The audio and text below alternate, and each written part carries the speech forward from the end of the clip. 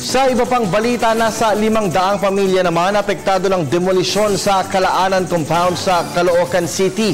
Tensyon tumaas matapos na manlaban ang mga residente. Ang ulat mula kay Julius de Samburon. Isa si Mang Ricky sa tinatayang nasa 500 pamilyang apektado ng demolisyon sa Barangay 86 Zone 8 Kalaanan Compound sa lungsod ng Caloocan matapos isilbi ng Caloocan Regional Trial Court Branch 128 ang writ of demolition order ni Judge Eleanor Ong sa kalahating ektaryang lupain. Ayon sa Ginoo, umaasa silang sa kabila ng pagkakagiba ng kanilang tirahan ay mapagkakalooban sila ng ayuda o sapat na matitirhan. Dito na ako pinanganak 36 na ako ngayon. Kaya ganun katagal. Kayo na ngayon? Wala, dito lang sa kalsada. Ay yung mag-aantay ng tutulong. Ay wala namang magagawa kahit anong gawin. Kundi sumunod. Masasaktan ka lang pagka umano ka pa, lumabang ka pa.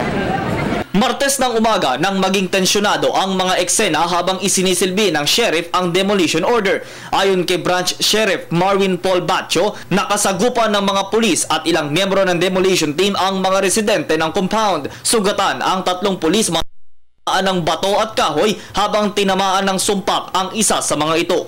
Expected sana namin magiging peaceful yung demolition. Kaso nga lang, unexpectedly, marami ng bato, may namaril pa, meron tayong kapulisan na tinamaan sa hita. Sana nga lang naging peaceful. Kaso may maximum tolerance naman natin, kaso wala tayong magagawa. Ipinakita ni Batcho sa PTV News Team ang 13 kaso na isinilbi nila sa demolition area. Papel ko lang dito sir, sa sheriff, sa court, magpapatupad lang po ng court order. Patupad ko lang po yung writ of demolition. Yun na. Saka yan sir, dumaan ng mga pre-demolition conference yan. In-inform natin sila, yung mga lead agencies in-inform din natin. Ang expected nga natin magkakaroon sana ng peaceful demolition sana.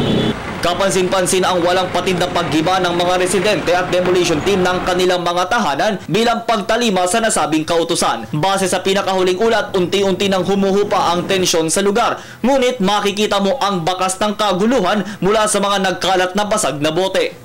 At sa kabila po nito ay nagkaroon na rin po sisikip ng daloy ng sasakyan ng kahabaan po ng EDSA Caloocan kung saan po nasa 3 lane ang sakop po ng nasabing demolition dito po. At tanging ito lamang mga lugar na ito ang pinadadaanan sa mga motorista papuntang southbound, pero tiniyak naman po ng mga tauhan ng Traffic Enforcement Unit ng lungsod ng Caloocan na ito ay masasaayos at magiging tuloy-tuloy ang daloy ng sasakyan. Umaasa ang mga opisyal ng Caloocan Regional Trial Court at mga otoridad na magiging mapayapa ang mga susunod na hakbangin sa demolition. Para sa Telebisyon ng Bayan, ako si Julius de Samburon.